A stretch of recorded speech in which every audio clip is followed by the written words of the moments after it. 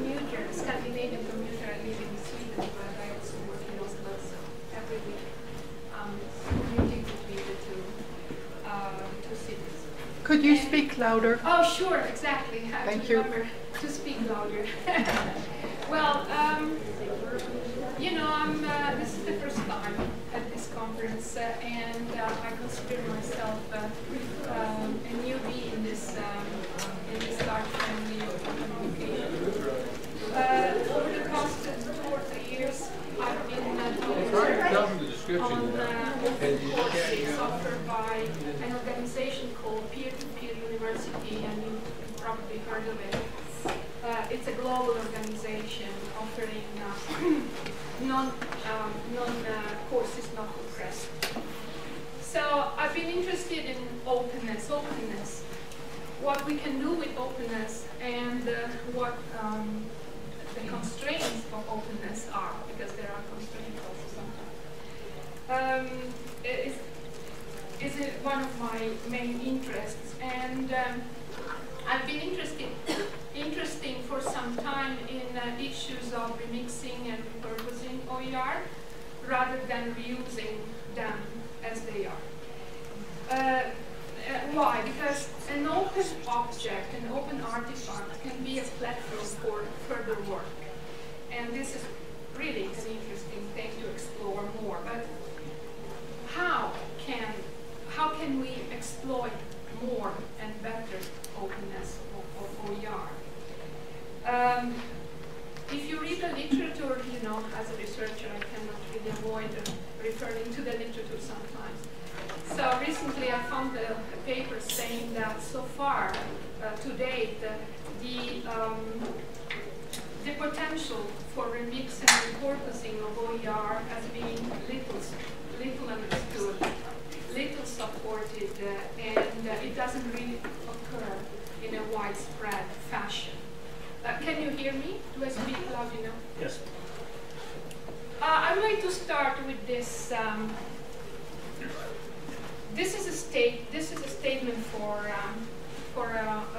a group of teachers, European teachers. I'm from Europe, so I'm referring to some results from a survey that was conducted there a few years ago. These are some teachers participated in 2 summer schools funded by 2 European projects. And when they were asked whether they used the OER, and if they reused the repurposed OER, this is what they said. This was the 3rd largest finding. No, we don't, because editing OER is too hard. And so the other 2 major results were that they didn't have time to repurpose OER, and they prefer to use locally produced materials rather than. But then I would like, you know, to show you something to exemplify better the argument of this presentation, something that I hope you don't find too odd, because I'm comparing 2 very different things here. But what looks like easier to hack, apparently, at least. And this video, available in the MIT OpenCourseWare. This is just a video of the lecture held in a classroom within a course of computer science. Or this dresser. This is a very much sold dresser. Available at all IKEA. I know that in the US you call it IKEA, but the right pronunciation is IKEA. And being from Scandinavia, I couldn't really avoid using an example from this global organization. So this IKEA dresser, I have it at home. I haven't changed it at home. It's very cheap, very dull, very boring. But you can change it. In a much easier way than you can change the video from the MIT OpenCourseWare. So, do you know IKEA captures? Well, in case you don't know, you can go to the web and you can find this web community that's called IKEA IKEA hackers, and they are not just from Scandinavia, they are really truly a global community of customers who share ideas about changing dull and boring furniture like rust, the dresser that I just showed to you. And modifications can be as simple as, simple embellishments of furnitures, or you can produce a piece of art if you are able to, and you have the tools and the ingenuity to do so.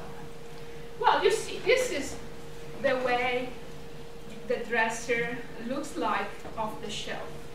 But see what people can do with it. These are just 4 examples.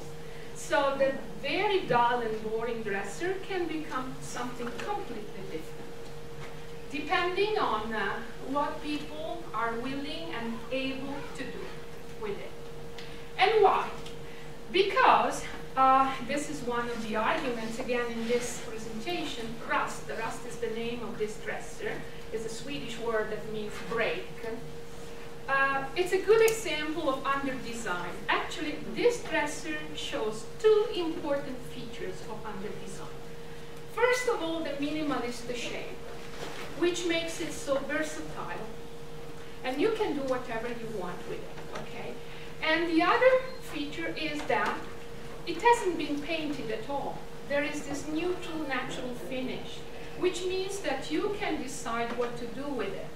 So you can just paint it in a bright color if you like, and that's it. Or if you are willing to spend time and you are very skillful, you can just produce a very complex and unique piece of furniture for your home. So it's up to you. So this is what, in my opinion, differentiates rust, the dresser, from the MIT OpenCourseWare video. I really don't know how, let's say an ordinary teacher, I'm not saying this because I want to offend, let's say a teacher with not many ICT skills, or how an ordinary teacher could change that MIT video. But I'm sure that most people around, even people dummy like me, that I don't have manual skills at all, can do something with rust. So under design means that we develop an initial artifact that offers the potential to be changed over time.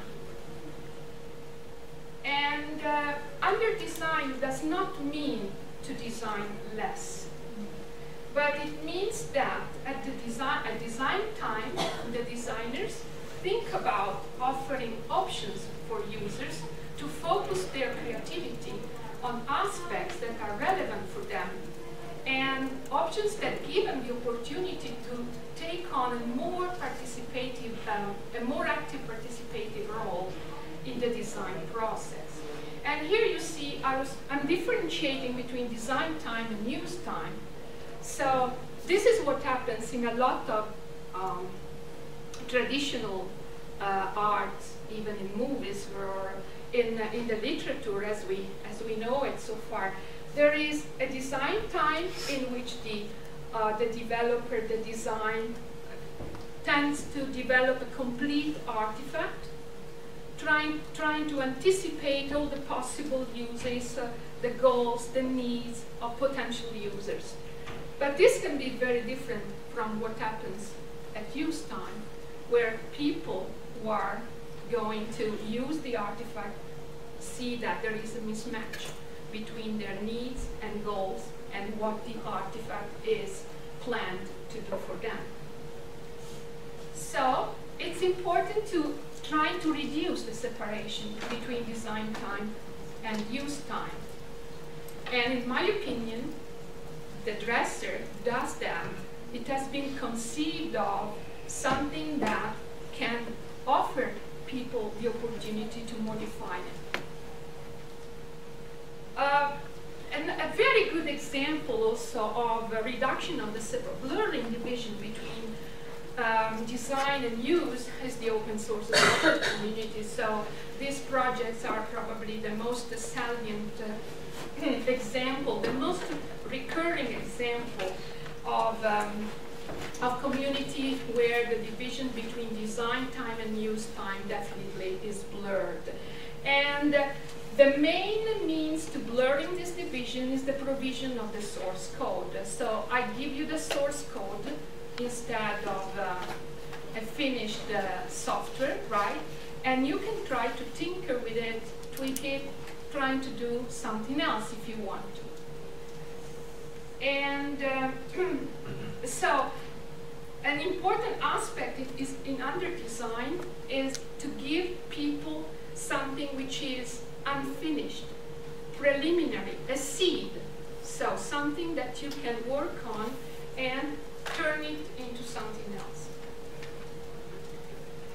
But when it comes to education, I think that under design is something that can fit well in many aspects of our life, and so just not education. But when it comes to education, I think I see under design connected to the need to expand the design space and turning it into a learning space through a process of learning by design. So redesigning something to repurpose an OER can become not just an exercise of design, but also an opportunity for learning. An opportunity for learning in which both educators and learners can participate and can have a role. I know of some instances of repurposing of OER. For example, OER developed initially in the UK and then repurposed for American audiences that required a team of experts. So they needed to have a content expert, maybe a graphic designer, or a bunch of people with different skills. Here, the idea of learning by design is we don't have skillful people working in this. We just use the contribution of the people in the classroom, so the educators and the learners. Everybody can contribute to repurposing this. And they can do this through a process that involves dialogue and collaboration, sharing of ideas and thoughts, analysis of challenges and opportunities raised by the unanticipated issues on one hand and the characteristics of the original OER that doesn't seem to fit the local needs. And obviously also envisioning new possibilities which turn into designing something new. So this is what in learning by design, the idea is that the owners of problems, and usually the owners of problems are the educators and learners. And I know that many teachers say that it's difficult to anticipate all the issues that you can encounter when you go to school. So the educators and learners are those who know about the situation, are the owners of the problems when these problems arise. Well, the idea is that the owners of the problems can act as designers, even though they don't have specific skills. That's the point. I think that an important point to make here is that a variety of these situations of use of OER in real context can display design-like characteristics. And these characteristics need to be exploited, but two things need to be taken into consideration. One is that we need to provide to these people solutions that are low cost, and at the same time that they do not imply extensive training, because otherwise teachers will say again, I don't have the time to learn. So back to the example of the dresser. The dresser is something that shows that you can reuse it and you can repurpose it even if you are not extremely skillful. And I think that the same should be, the same kind of logic should be applied to repurposing of OER. So you should not be expected to act as a very skillful designer. You might not need a very complex remixes, but you might want to change something. For example, in the case of that video from the MIT OpenCourseWare, I read one of the comments from the learners who said that they could barely read the display of the codes on the blackboard.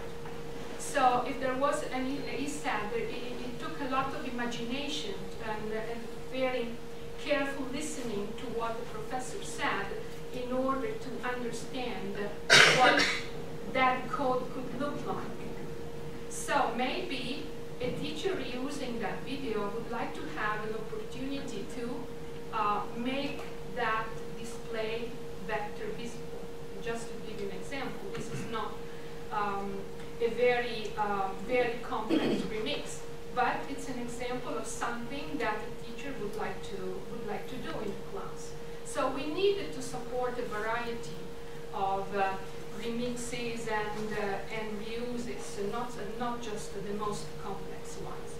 And I think that forking could be an opportunity. That's my second main assumption here. You know that forking is a very important concept in open source. But I think that it has the potential to be transformative in the field of education as well. And cloning has been used, is already used, for example, by P2PU.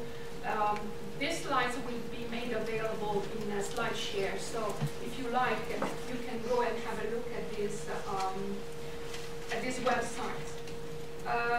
But P2PU used this feature. This is a cloning feature where you can clone an existing course. I was told by them that unfortunately not many people used it. Then I don't know why. I haven't explored or studied this. So the fact that the tools exist doesn't automatically mean that people are going to use it. We know that. But at least we make it available.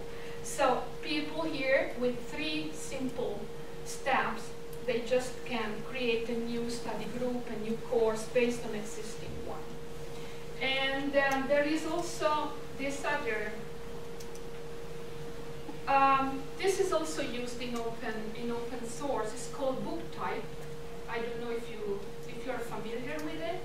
I wasn't until recently, and this is another suggestion from people at P2PU. And book type is a software, is a platform, I think, that you can use to clone books. It's used in open source software to clone manuals, to edit manuals. And one of the ideas of the developers of book type is also that of helping educators, learners to create new editions of old works as a learning experience for students. So creating a new forward and giving introductions to works, they think that can help giving people more experience in reframing and recontextualizing works. And then this is something undergoing right now. So there isn't much that I can say rather than I want to connect with these people because they are doing exactly what I'm only preaching about. It's a startup in North Carolina. It's called CourseFork. I don't know if you ever heard of it, but they are brilliant, and right now they will launch soon this initiative called forkable.org as part of the commitment to open sourcing all the things. And the idea behind this is exactly that of under design. We provide people only some main building blocks, and then they can do whatever they need to do. But this is something that has just started a few months ago, and I think they are working on that. That's good. I'm wrapping up right now. So, in the end, I'd like to say that Yes, conditions for broad participation in designing are as important as creating the artifact themselves. This is what I think. So I assume that building open resources is critical. But openness can remain unexploited, unused, if we don't create the technical and social conditions for broad participation in design. So just providing the tools, I'm perfectly aware that is not enough, of course. But anyway, we need to provide environments for the stakeholders to become informed participants. And I think that the immediate and visual feedback facilitates the creation of shared understanding, and that can lead to new insights, new ideas, and new artifacts as a result of collaboration. And these are just the sources that I referred to in this presentation. Thank you very much for listening, and if you have questions, please feel free to ask. Thank you.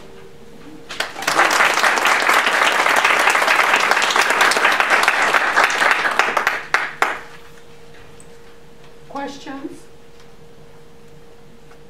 Oh, sure. Did you originate the concept of under design? No, it's Gerhard Fischer. Okay. Gerhard Fischer, University of Colorado Boulder. Now is that's why I put in the sources. No. This is definitely I drew on my academic studies. Under design is part of a wider discourse on meta design that Gerhard Fischer has carried on for quite some time. And interestingly enough, every time that I talk about meta design with people who are not in the area, but they are closer to the field of open educational resources, I always have the negative reactions, and I don't know why. So maybe either it is a misunderstanding of the concept, or simply is the idea that maybe this concept does not apply to it. But I don't think it's true. I'm really looking forward to see what these guys of CourseWare are coming out with. It's applicable. I was just sitting here and what you're talking about, I was thinking it's applicable to so many things. Yes, it is. So. Absolutely. No, I would like to say that I came up with that brilliant idea. But no, I didn't. No. The merit goes to the group of Gerhard Fischer there. Yes. But I really think that it's important to build something that it costs very little. So that's why I think that the dresser, IKEA dresser, is a wonderful example, even though it's not an open education resource. But because this is really something that everybody can just pull down the shelf, right, off the shelf, and they just use whatever they have at hand and change it. I think that this is something that must be done in schools. Right now in Europe, there is a new initiative called Opening Up Education. So it was launched just a couple of months ago. So policymakers there are very keen on taking on all these ideas. I don't see much of all this enthusiasm in schools. I don't know about the US, I'm talking about Europe, and I'm talking about Sweden, for example. So I guess that if you go to teachers in every kind of school and you tell them, well, we're here with a bunch of free resources, and they say, well, first of all, I need you to translate them. Well, this is probably the easiest part. But then they start to find out that exercises there do not apply, their students are different, and a lot of different things that require some changes. And then they say, oh, wonderful, we can change them, the license affords that, but how can we do that? That's the next question. How does the ordinary person in a classroom, like I teach at a university level, with all the committee meetings we have and all the other research, how does the average, I mean, all of it sounds great, but how does the average ordinary person with so many other commitments do it? And I think that's a very good approach. They are not going to do it. That's why I think it's not just a matter of tool. Tools can help enormously if can make the job easier. But must be a system of incentives. There must be an organization that encourages teachers to use the tools and to engage in this. And I think in Europe, this is something that we really need to start to do. We are at the very, very beginning. All right. I encourage you to please connect with our presenter and ask her any further questions. Yes, of course. But outside, because